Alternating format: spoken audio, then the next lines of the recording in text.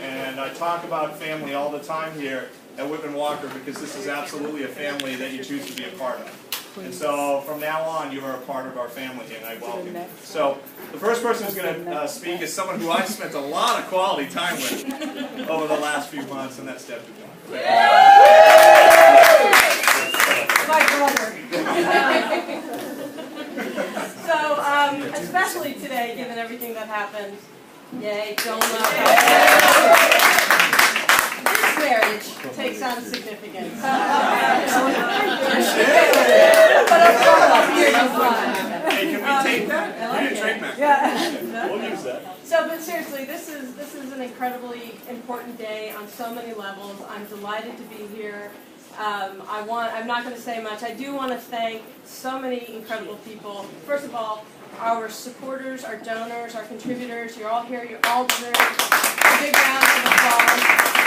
I want to thank my incredible, incredible colleagues on the Mautner Project, board of directors. If you could just raise your hands, I really think that people should know who you are. And my brother from another mother,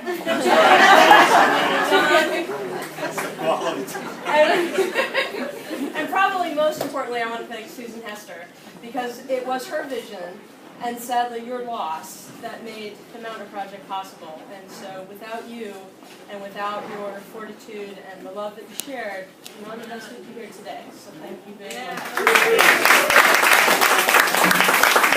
I wanted to say two things. When we started this process, we endeavored to do two things. One was to honor the legacy of Mary Helen Mautner, the project, the Mautner Project, the vision that Susan had.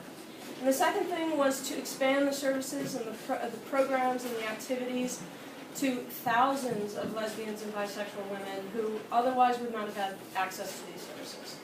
I think that this union really accomplishes that, and I want to thank Don for your vision and your fortitude very much.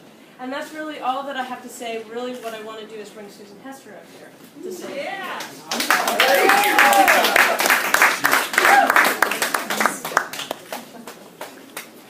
Someone should have thought of that marriage union.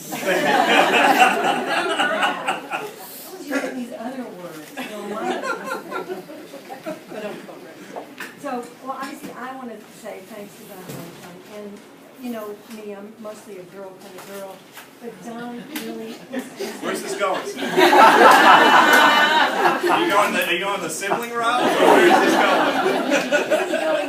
Don has been very, very respectful through this whole process. And I have to say that I really feel very trusting.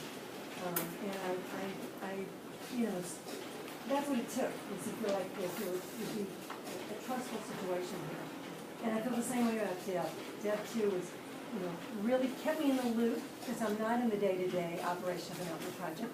And it was Deb being very considerate. So I appreciate that from both of you, because I'm several circles removed from the project at this point. But I really want to say that there are people in this room. I never did one thing by myself about the Mautner Project. And there are people in this room, and I can just click you off, who were there from the very, very beginning. You know, when I say Mitch and Michelle, they were on the very first board 23 years ago. Susan, Craig, and Helen not far behind them.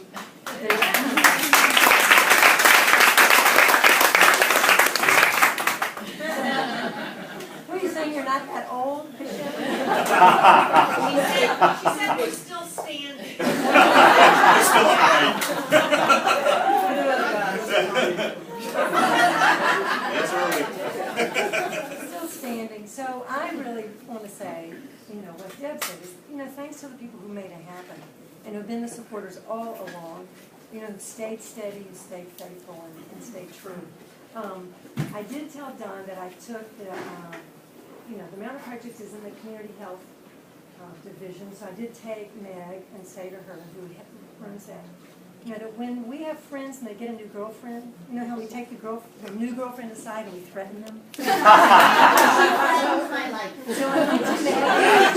explains why our HR director texted me. I understand, yeah. you if you do not. That was very direct. It's an Italian marriage. Meg seemed to get it. You appreciated it, right? Much appreciated. Defending our honor. So I just want to say one last thing, is that when we founded the Mautner Project, I can remember the second or third meeting we were going to name it. And Emily Zern, who isn't here tonight, said, we have to put the word lesbian in the name. 23 years ago, we were not saying that word out loud very much. And she said, somebody said, what kind of organization are we? Are we service? Are we this or that? And she said, we will be political, and this will be our first political action, is to put the word lesbian in our name. And I don't think at the time I even understood, the impact of that. But I think the other thing that was happening is that we felt like we were the only people that would take care of ourselves. Lesbians, we had to stake our own territory. The men weren't really going to, we had helped take care of them, but we couldn't be for sure they were going to take care of us.